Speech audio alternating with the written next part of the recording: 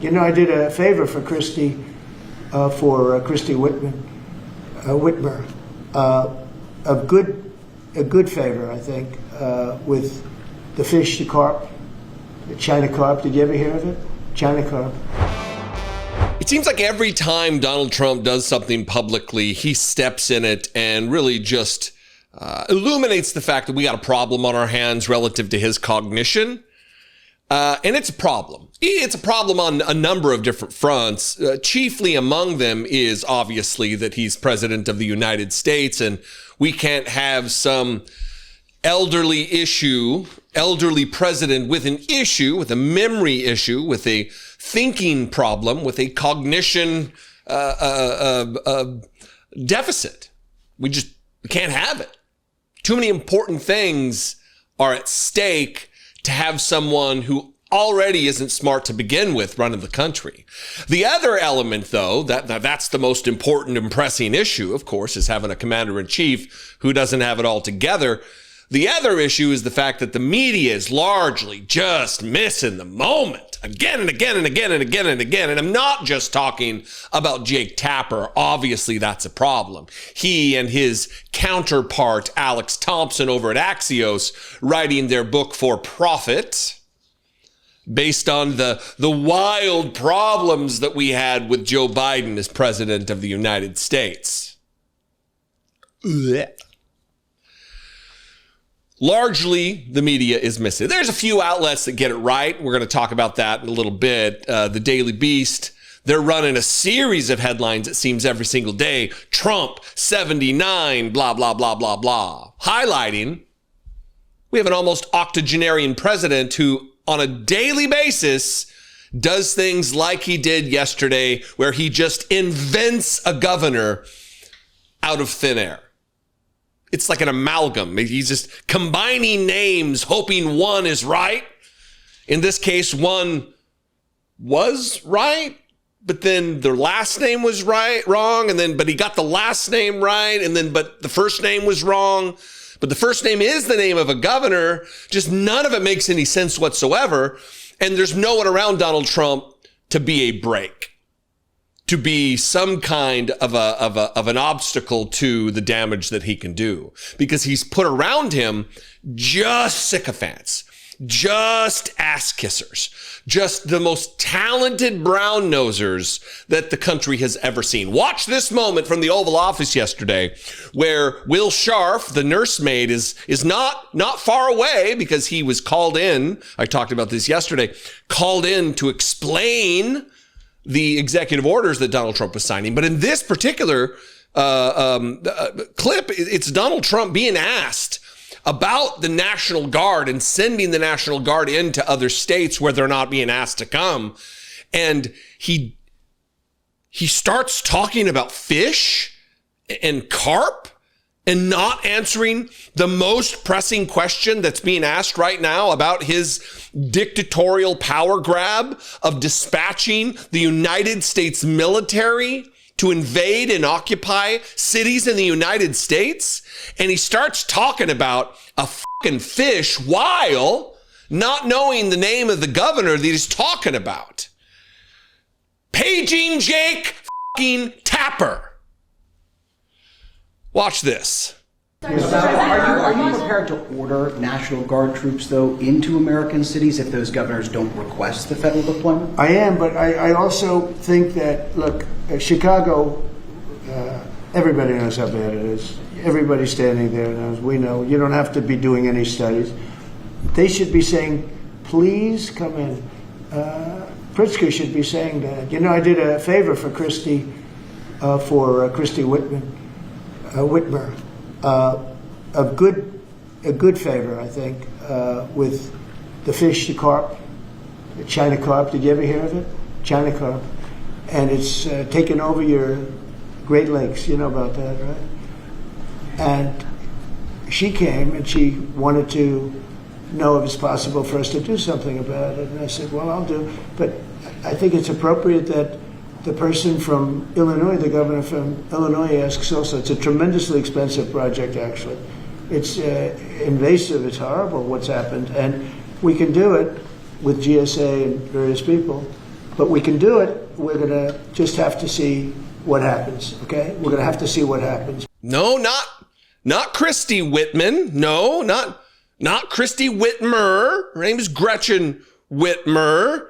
But who's the Christy? Are you talking about Christy Nome? Because she was a governor. Yes, Grandpa. Very good.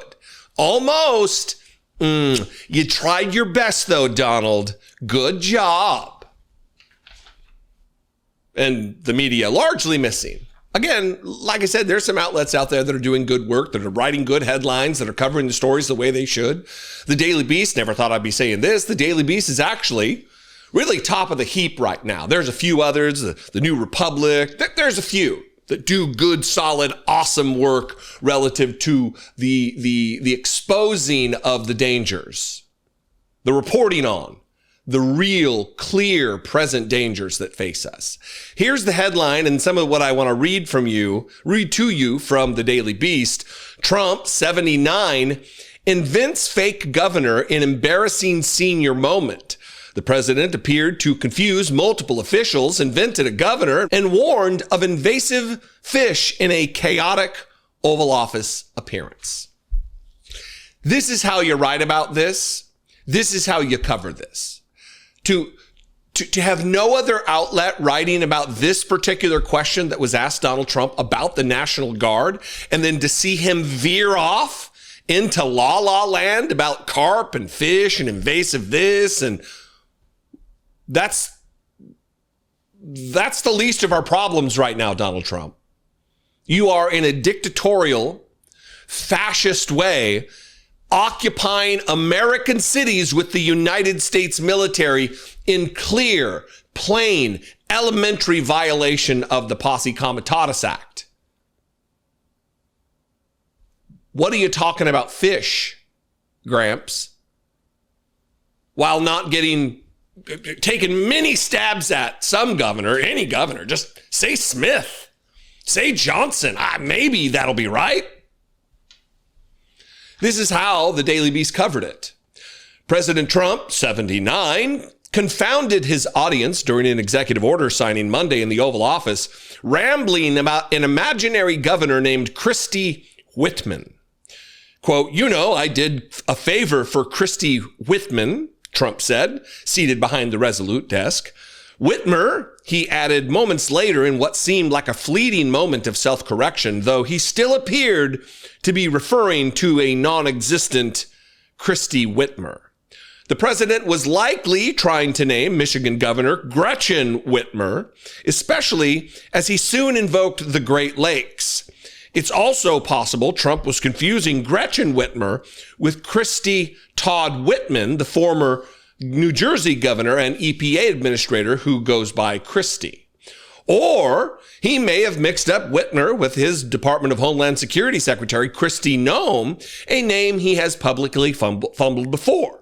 Earlier this month, while introducing members of his cabinet, Trump misidentified Nome on stage as Secretary of Homeland Security Christy Kerr, while Nome stood just feet away.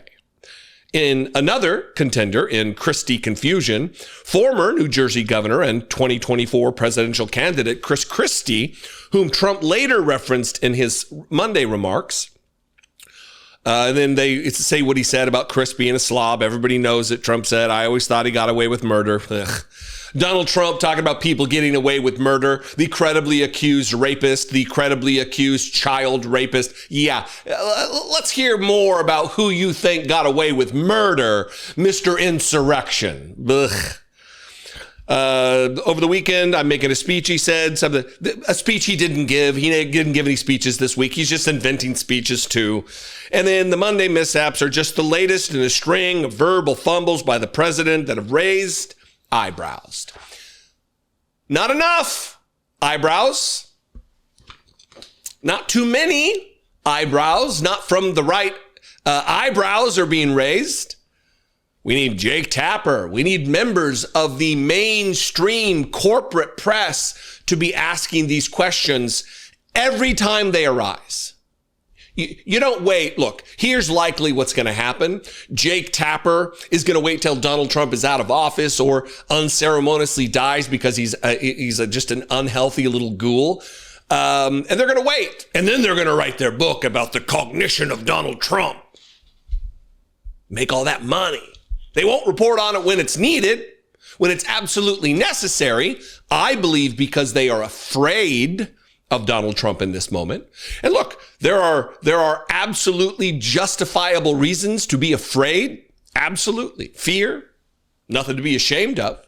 It's how you react in the face of fear that determines whether you're a coward or whether you have some modicum of bravery or dedication and loyalty to the country that has given you so much. Not just you, journalists, me. That's why I'm not going to lay down. I am not going to, for fear of retribution. I'm not going anywhere. I'm surprised Jake Tapper is not broadcasting from a bunker somewhere. He's so afraid.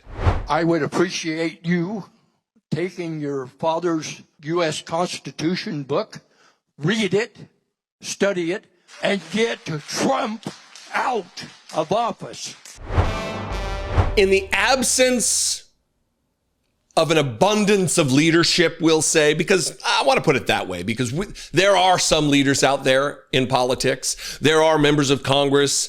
There are governors out there who are doing the good work, the hard work, the dedicated work of resisting Donald Trump. There are a few. It's not Chuck Schumer and it's not Hakeem Jeffries. It's not leadership, the people in leadership in Congress who are providing the leadership, though. It's others. And in the wake or in the absence, in the void that is created by lack of leadership from the people we've elected to lead, we've got citizens showing up. Mark Alford did a town hall. I was going to say press conference, and that's not what it was. Mark Alford is a congressman from Missouri, a Republican.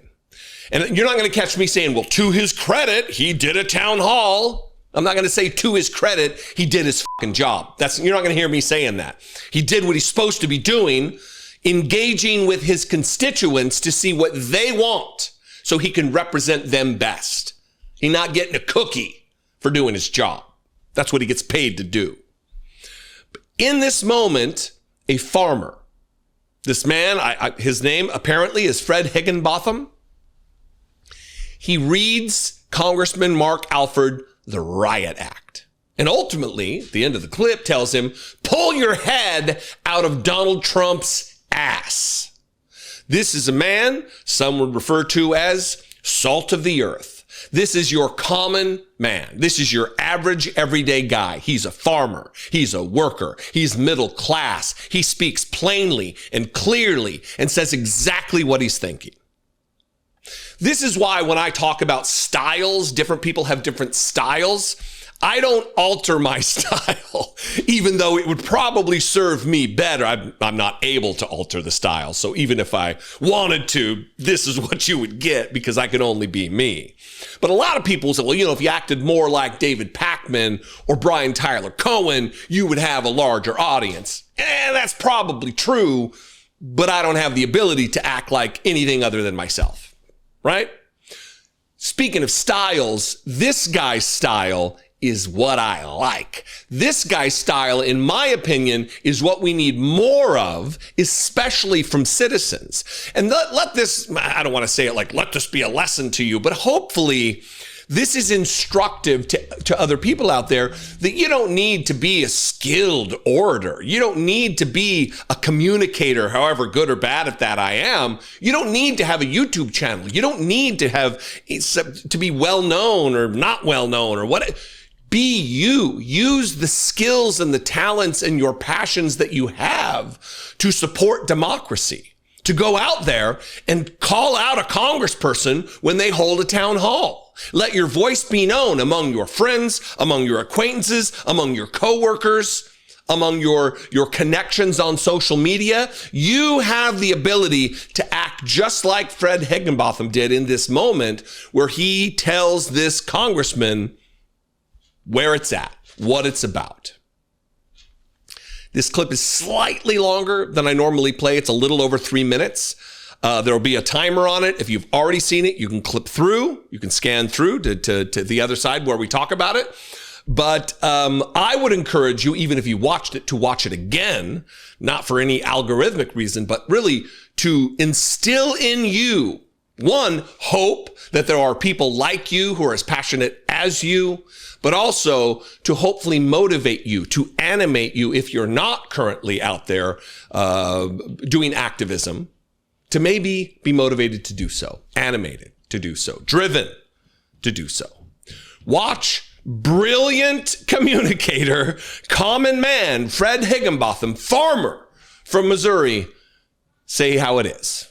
I am pissed, and I'm pissed at you because I have emailed you, because it's easier for me than to try to talk on the phone without profanity. I would appreciate you taking your father's U.S. Constitution book, read it, study it, make your own lines underneath it, and get Trump out of office. The man is a dictator. He knows nothing about what he talks about. I listened to him for about a half hour today, and I got sick at all the lies he brought up. Now, I'm about ready to lose my farm. Do you know why? I'm sure you don't know why. Lose your what, sir? Farm. Farm? Yeah. Why is that, sir? Because Missouri does not have wills. They have trust. They have legal zigzags. And a trust, most people don't know anything about. So I'm dealing with a state that's a crooked state, doesn't care about what farmers happen.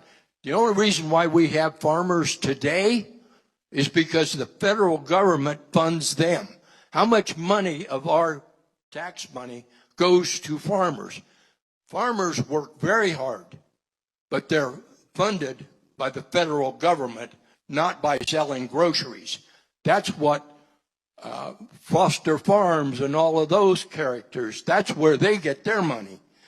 The price of steaks, $20 a pound, because of big business. You want to straighten out the budget? Start taxing corporations and the wealthy, like we've been telling you. Do you think we're idiots? Do you think we don't pay taxes? Do you think that we don't have to make budgets? You talk about half-truths when I listen to you. You know nothing about taking care of children because you've always had a really good-paying job. You know nothing about what a working-class citizen does. Come down here. Come down here and start trying to pay your medical insurance. Come down here and walk into Costco to try to feed your family, to feed your kid that's moved out, to feed your great-grandchildren. I had a very good job in California, and I'm able to feed my family, and it goes all the way to great-grandchildren. You're not helping me. Believe me, you're not helping me. You need to take your head out of Trump's ass and start doing your representation of us. This is a guy we need on the Fox News. This is a guy who we need to be communicating to MAGA. He's, I don't know about MAGA coded, but he's certainly a working class guy. He's certainly a man who, I mean, look at what he said. You want to straighten out the budget? Start taxing corporations and the wealthy, like we've been telling you. You think we're idiots? Do you think we don't pay taxes? Do you think we don't know how to make budgets? These Republicans need to know that your regular, average, everyday working class Americans, they know the score. They know the game. They see the tax cuts that are being just unjustifiably granted to, with no benefit to the culture and the society at large, being given to wildly wealthy corporations and billionaires, allowing them to accumulate even more wealth on the backs of people who are working, who are tirelessly laboring day after day to just scratch out a living. Now, as far as the invectives and pulling your head out of Donald Trump's ass, where's he wrong? Where? On anything he said, poke a hole in it, challenge it. I'd love to see it, because we need more of this energy, not just from citizens. We need this energy coming from our elected leaders, the people that we have hired through democracy to represent us. If you're out there and you're a member of Congress and you're watching this, unlikely, copy this. Be more like this guy. Be a Fred Higginbotham in a Congress filled with Hakeem Jeffries and Chuck Schumers. Anyway, what do you think? I would appreciate, if you live in Missouri, buy this guy a beer.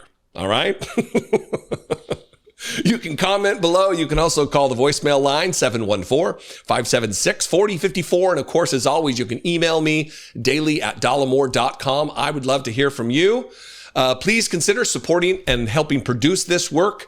You can partner with me by becoming a channel member on YouTube. Click the join button below for $2 a month. You can help do just that. You can also go to patreon.com/IDoubtItPodcast. Both those are great ways to help support this work. I would appreciate it very much. Follow me on social media. I am all over the place at Dollemore. I'd love to see you there. This is not a time to pretend here that there are two sides to this story. If this were happening in any other country, we would have no trouble calling it what it is, a dangerous power grab. I know that I talk about the dearth of leadership in the United States. Just it's a precious metal. It's scarce. It's something of great value because it's not seen enough. But we're starting to see cracks in that dearth, in that the dam that blocks the leadership from flowing downstream. I'm really stretching it with my metaphors now. We're starting to see cracks in that dam, and some leadership is starting to flow through. See, I pulled it out. It worked. And J.B. Pritzker, governor of Illinois, is one of these individuals. We got Gavin Newsom out there doing solid work. We've got Tim Walz out there. I'm going to talk about him a little later. There's a few out there who are speaking truth to power. Jana Mills, Maine, speaking truth to power, opposing the fascism of Donald Trump. We're seeing it.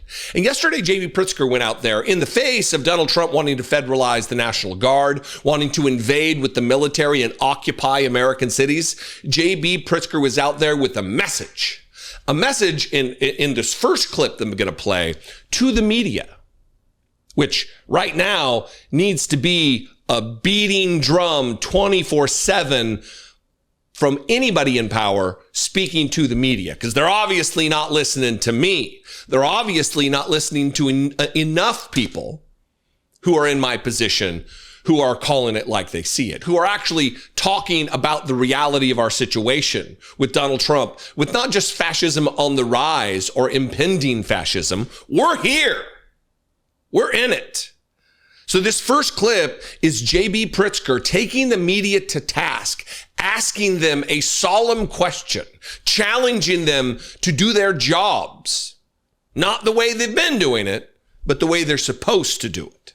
To the members of the press who are assembled here today and listening across the country, I am asking for your courage to tell it like it is. This is not a time to pretend here that there are two sides to this story. This is not a time to fall back into the reflexive crouch that I so often see, where the authoritarian creep by this administration is ignored in favor of some horse race piece on who will be helped politically by the president's actions. Donald Trump wants to use the military to occupy a U.S. city, punish his dissidents, and score political points. If this were happening in any other country, we would have no trouble calling it what it is, a dangerous power grab. I couldn't have said it better. Don't both sides this. Don't normalize or legitimize what Donald Trump is doing right now. There's no precedent for what he's doing. Therefore, it is different and alarming. And you're not covering it like that. You're covering it as though, yeah, he's a normal politician, maybe a little outside of the norm, but yeah, this is just regular politics. None of this is normal. None of this is regular politics. And he took this message to the Trump administration, to Donald Trump himself, to Trump officials. I don't know that the message is necessarily for Donald Trump, because Donald Trump, he doesn't have long with us. Donald Trump's going to be dead in a few months, 18 months, maybe 24 months. I don't see him surviving this term. He's too ill. He's too weak. He's too feeble. He's not a nimble man, if you will. And so this message is really for Trump officials, that after all of this is over, you think you've grasped power for eternity. You think it's perpetual of you being in the majority. It's not. This will all be over. And we're going to remember. We're going to remember your names. We're going to remember your crimes. And you will be held accountable. And I, for one, am so happy that someone finally said it who's actually in a position of power. So thank you to J.B. Pritzker. Watch this. Finally, to the Trump administration officials who are complicit in this scheme, to the public servants who have forsaken their oath to the Constitution to serve the petty whims of an arrogant little man, to any federal official who would come to Chicago and try to incite my people into violence as a pretext for something darker and more dangerous, we are watching and we are taking names. This country has survived darker periods than the one that we're going through right now, and eventually the pendulum will swing back, maybe even next year. Donald Trump has already shown himself to have little regard for the many acolytes that he has encouraged to commit crimes on his behalf. You can delay justice for a time, but history shows you cannot prevent it from finding you eventually.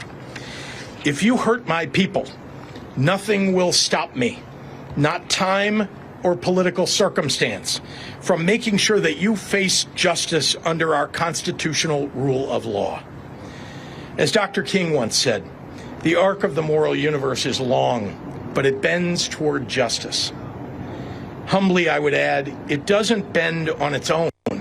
History tells us we often have to apply force needed to make sure that the arc gets where it needs to go. This is one of those times. He touched on everything here. Not everything. He touched on a whole bunch, though. That this is a pretext. They are having these secret police, the mass secret police, do what they're doing on purpose. They're doing it for a reason, to try to spark some kind of a resistance, that there might be violence, and then they can do what they want as they please based on martial law. And he doesn't use all those words, but that's what he's saying. That's the real fear. That's the reality of the situation on the ground. And to look at this through any other lens other than a lens of reality is not a service to America. It's not a service to Americans. It's not a service to our democracy. Secondly, telling them that he's got their number relative to the public servants who have forsaken the oath to the Constitution that they took, to serve the petty whims of an arrogant little man, and to any federal official who had come to Chicago and try to incite my people into violence as a pretext for something darker. We're watching, and we're taking names. This is a man, obviously, who endeavors to be president of the United States. JB's running for president, just like Gavin Newsom, likely like Tim Walz, likely like Pete Buttigieg, sure. But until those other individuals start speaking as clearly as this, they're not on my radar as someone I'm going to potentially vote for. Not in a primary, especially. Of course, in a general election, take any one of those people and run them against a Donald Trump MAGA idiot, and I'm going to vote for even the imperfect candidate, because I'm just that loyal to my country and her people. Anyway, I would invite you to this conversation. It is an important one. If you're from Illinois, you got a good governor on your hands. You've got someone who is bold and brave, and I don't know if it's because he's insulated by his billions of dollars. I don't know. Whatever it is, he's doing a good job, and he's saying the right things. And more importantly, he's doing the right things. He's behaving in the way that we expect, that we deserve. He's just borrowing now from President Trump, copying his style. Now he's even going for his own MAGA-style merch. He even has a Bible.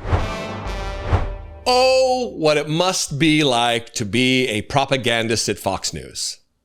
It is remarkable to me the depths to which they will allow themselves to sink.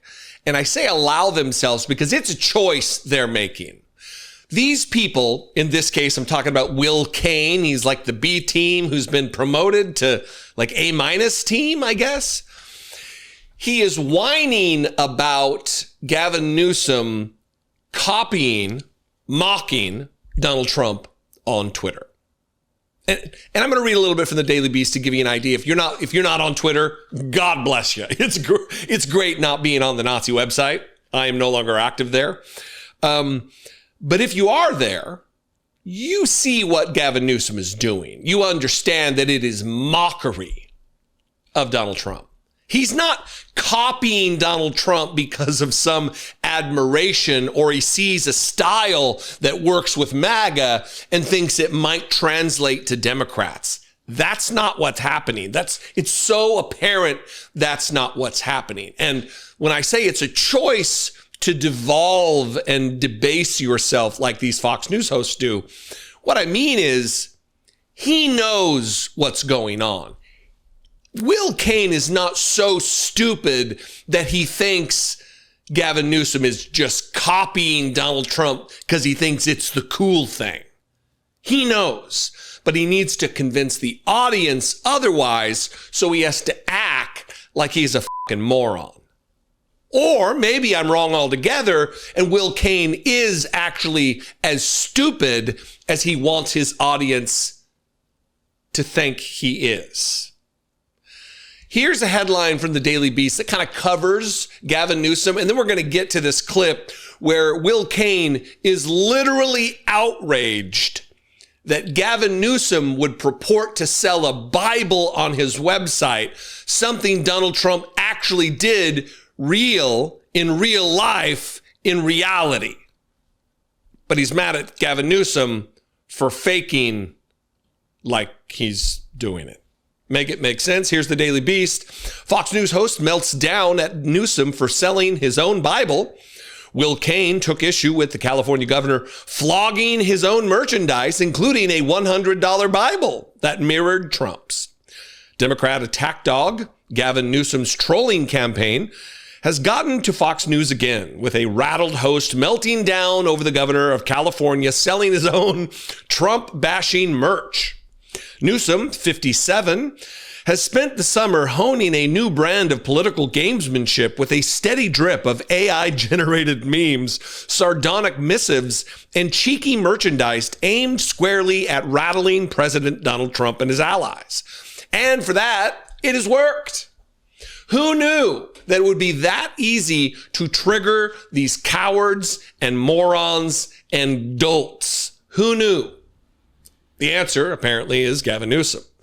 He launched the campaign in July at about the same time the Texas Republicans embarked on a redistricting push to secure 5 new seats for their party. He has worked on his own redistricting plan in California, attracting the ire of Trump's cronies. Again, something wildly hypocritical, where they're acting like what Gavin Newsom doing is illegal or anti-democratic, but it's only in response to the exact same thing they're doing in their states, a la moron Greg Abbott, or any of the other dipshits, the trifecta of idiocy there in the executive branch of Texas government.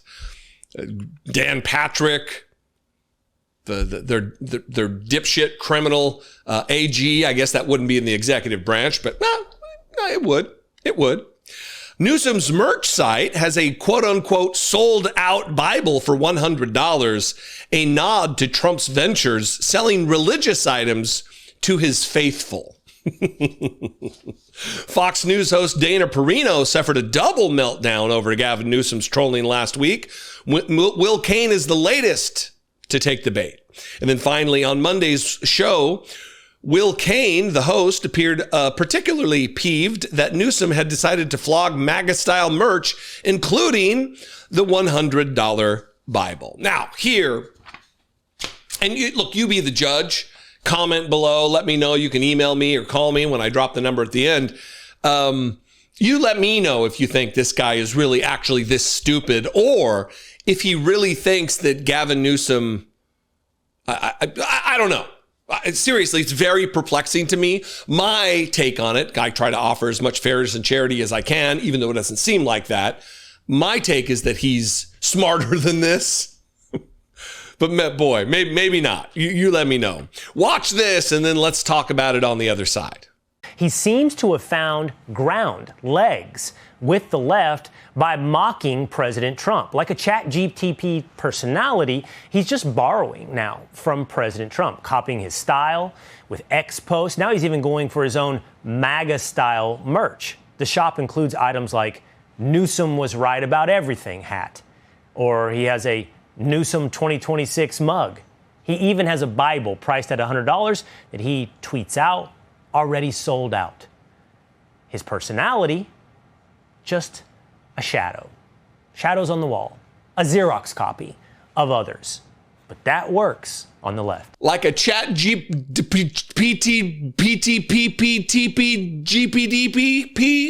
Will Cain, is that what it is? The ChatGPT? He's just borrowing now from President Trump, cosplaying his style on Twitter. Come on. Cosplaying. You think, look, cosplaying, for those of you who are a little older and maybe don't go to the cons, the conventions with the comic books and the nerds, this is where people dress up as their favorite character as an homage, as a celebration of that character. It's out of admiration. It's out of emulation. This isn't cosplaying Donald Trump. This is mocking Donald Trump. This is making fun of Donald Trump and his old man style that just so happened to strike a chord with the lowest common denominator in our society. In no way is Gavin Newsom copying Donald Trump out of admiration at all. It is just to get under his feathers because Donald Trump is such a weak-minded idiot that he can be triggered by the smallest stuff. That's what he's doing here. And then for you to be outraged at the Bible thing, but not the actual Bible that was being sold by Donald Trump with his signature and God bless USA lyrics and the Declaration of just the unholy amalgam of politics and religion and evangelical Christianity and the white nationalism that is smuggled in their doctrines. Come on. Just hypocrisy, trying to convince. So look, here's the question. We'll end it here. Here's the question. Is this Will Cain being as stupid as his audience, or is this Will Cain acting as stupid as his audience so they will continue to watch thinking, yeah, this guy's one of us? I don't know. There's probably other options out there too. You can toss them below in the comments. And I always get in trouble for it, and I'll continue to say it. I don't think we do any favors when we don't name it. These are fascist policies. I was talking about J.B. Pritzker earlier and needing leaders in this moment. We have never needed more leaders than we have at this moment right now. We're seeing it from Gavin Newsom. We're seeing it from J.B. Pritzker. We're seeing it from Janet Mills in Maine. And we're seeing it from Tim Walz, the former vice presidential nominee for the Democratic Party last year, who's now out there giving speeches and really trying to rally the base, trying to invigorate people, animate people to action, to uprising, to protest, to letting their voices be heard, to exercising their constitutional rights under the First Amendment, to redress their government, to assemble, to protest, to raise their voices in opposition to the things they find disagreeable in their government. Tim Walz gave a speech, and there are three elements to the speech I want to talk about, the last of which being the most important. We'll save it for the last, because these other two are a little shorter, but also something that we don't want to shy away from. And that is Tim Walz calling it what it is. Too often, too many politicians don't name the problem. And I don't mean name it as in Donald Trump. I mean name it as in fascism. Call it what it is. Because if we can't identify, if we can't even say what the problem is, how are we going to combat it? How are we going to fight fascism if we don't call it fascism? The right is very good at creating boogeymen and attacking things that don't even exist. Why should it be so hard for us to identify the thing that is existing in reality, that is tearing our country apart, that will destroy democracy? We need to deal with reality on reality's terms. So in this first clip, it is Tim Walz with kind of a funny timbre to it, asking the question of how hard must it be to be a Republican, or how easy it must be to be a Republican versus what it is for us actually fighting. Watch this. We are strong. We are strong because we challenge each other. We are strong because we're held accountable. We're strong because we believe that there's a place for everyone here. Think of how easy it would be to be a damn Republican. Oh, what should I wear today? This stupid freaking red hat. What should I say today? I don't know. Just make sure it's cruel. Who do we listen to? That guy. Oh, the felon in the White House? Yeah, listen to him and that will be fine. Now he's talking about burning flags. He's going to have flag burning or whatever. Because he knows there's a hell of a lot of flags with his picture on it that are going to get burned. There's a whole lot of that kind of crap that people are sick of. And I have to tell you, we can have our internal decision-making, our internal healthy debates, but I refuse to believe we do not have the luxury to fight amongst ourselves while that thing sits in the White House. Started with the funny one. The next one, if you follow politics, and I think you do, if you're here, if you're still here, certainly you follow politics. This is Tim Walz really talking about as a juxtaposition against where we are right now and where we would have been if his running mate, Kamala Harris, had been elected president of the United States. We would be in a far different spot. And this is a message for the independents out there who didn't vote for Kamala Harris, who are now suffering under the yoke of Donald Trump's fascism. This is for the leftists out there, people who call themselves leftists, who refuse to vote for Kamala Harris because apparently she's Benjamin Netanyahu and is conducting a genocide against the people of Palestine. All of that's nonsense. It was a binary choice. You either had Donald Trump or you had Kamala Harris. You're going to pick the person you think is going to deliver the least harm, that the best outcomes are going to come from. In a binary, that's what you do.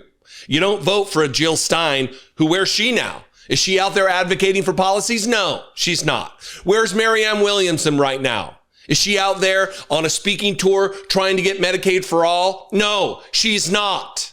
She's an opportunist. Many of these people are just that. They show up every 4 years, they get their headlines, and then they go away when they lose. You're not hearing that from Tim Walz. You're not getting that from Kamala Harris. She's taking the traditional little bit of time off. She'll be back. This is what he had to say about Kamala Harris and where we are now versus where we would have been. I tell you, the privilege of my lifetime was stand beside someone we know was the most qualified and would have been a fantastic president in a President Harris. And look, We wouldn't wake up every day to a bunch of shit on TV and a bunch of nonsense. We would wake up to an adult with compassion and dignity and vision and leadership doing the work, not a man-child crying about whatever's wrong with him. May his fat ankles find something today. Petty as hell. May his fat ankles find something today. Look, I like it. I'm here for it. If you know me at all, you know I'm not one who shies away from the invectives. I'm not one who, this is my style that we're trafficking in now. And I think it works. It certainly works with MAGA. They love it. So why not give them a taste of their own medicine? But to the larger point, the more important point, where would we be? Imagine a world with a President Kamala Harris right now, because there's a lot of things we wouldn't be dealing with. There wouldn't be the threat of military invasion and occupation of American cities. There wouldn't be a racist, white supremacy driven mass deportation effort with masked secret police in the street, disappearing people, citizens and otherwise. You wouldn't have that. You wouldn't have the bankrupting of America through the big, beautiful bill that is going to saddle trillions of extra dollars while acting like we're good stewards of American taxpayers. And fiscal responsibility that's our passion. You wouldn't have that.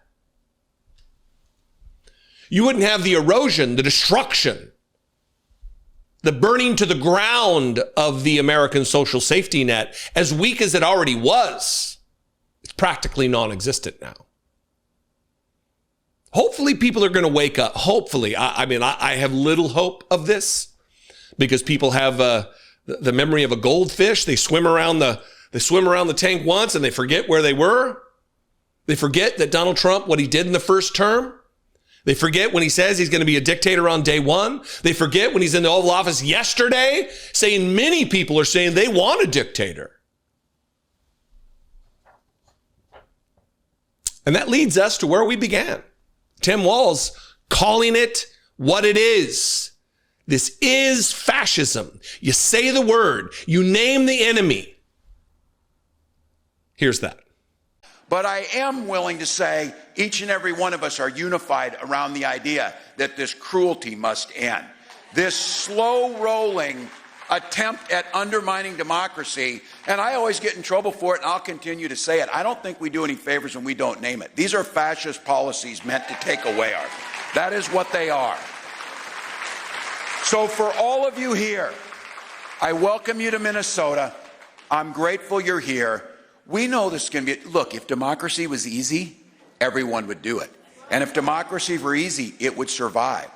But the natural order of things is to have people come along like this guy and to have folks want to be told what to do or to demonize someone else or find a scapegoat. That's kind of the way the natural order is, but we've risen above that. This is not the law of the jungle. This is the law of human decency, of human rights reigning first. And I will have to tell you, I saw a statistic came out today is Minnesota ranks the highest per capita for being a safe haven for transgender individuals in Minnesota. And can I just say, we can talk about economic growth and feeding children and growing the economy and creating jobs simultaneously with talking about everybody's human rights matters, and we shouldn't be demonizing that. You can do both. You can do both. When he says he always gets in trouble for saying it, you're not getting in trouble here, sir. Mr. Tim Walz, Governor Walz, you're not in trouble here. We demand our leaders call it what it is. We demand our leaders stop voting to advance the agenda of Donald Trump, whether that be his nominees to be the ambassador of France, Cory Booker, or whether that be any other element of his legislation. No. The answer is no. We will not abide. We will not support. We will not advance fascism. Unacceptable. So I, for one, am here for this message from Tim Walz. I, for one, am here for the leadership among the few governors that we have that are actually out there doing the hard work, naming it what it is. If only we had leaders in Congress, more leaders, there's a few, but more leaders in Congress who are willing to put themselves on the line. Weaponize your privilege, weaponize your power, weaponize the umbrella of security that has provided you with your office. Weaponize that. Be more like Tim Walz. Be more like Gavin Newsom. Be more like J.B. Pritzker. Be more like the governor of Maine. Be less like whatever it is you're doing now, because that ain't working. Rely less on focused group nonsense about which topics to avoid and which to lean into. Call it what it is. Name the enemy. And let's get it done. What do you think? I invite you to this conversation. You can comment below. You can also call the voicemail line, 714-576-4054. And of course, as always, you can email me daily@dollemore.com. I would love to hear from you. I would also invite you to help support and produce this work. You can do so. First and foremost, the best choice is Patreon, which is a platform for artists and content creators and podcasters and just musicians, just creators in general, where you can support their work on a monthly basis. And we are no different. You can go to patreon.com/IDoubtIt and help support $2 a month. Same way, you can do so right here on YouTube. Click the join button below and become a channel member for $2 a month. I would appreciate it very much. Follow me on social media if you're around on the miserable time that is social media. Don't sign up to do it, but if you're already there, @Dollemore is where I can be found. I'd love to mix it up with you. Anyway, I'll see you next time. I appreciate you very much. Be genuine and take care of one another.